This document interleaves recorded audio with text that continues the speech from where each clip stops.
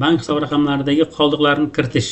Buning uchun pul mablag'imizga kiramiz, hisob raqamlariga kiramiz. Mana shu hisob raqamlardan kerakli hisob raqamimizni kerakli davrdagi qoldig'ini kiritamiz. Buning uchun mana shu har bir o'zini qatoriga mana qo'sh tugmachasini bossak, bizga qoldiq qo'sh tugmachasi osiladi.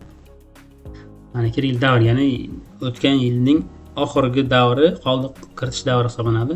31/12/2025 deylik. Mana shu davrdagi qoldiqni, ya'ni balansning dastlabki boshlang'ich qiymati bo'yicha boshlanishini mana shu yerdan kiritib ketsak bo'ladi. Mana 250 million qoldiq bilan mana bu hisob raqamimiz boshlanadi. Mana bu yerga dekabr qo'yganligim uchun mana buni dekabrga sursam, buni birinchi ko'rsam qoldiq ko'rinadi. Mana 2026 ga o'tdik, 2025 da kun boshiga qoldiqda ko'rindi. Mana shuni tartibda qoldiq kiritamiz. Kredit hisob raqamlarining qoldig'ini minus qilib kiritamiz, chunki kredit, ya'ni kredit tomonda ko'rinishi kerak. Aytaylik, mana 15401 kredit hisob raqamimizni biz minus qilib kiritamiz. Minusda mana bu yerda minusdan ko'rinadi, lekin balansimizda 6810 shotimizda kreditida kredit qarzoli sifatida ko'rinadi.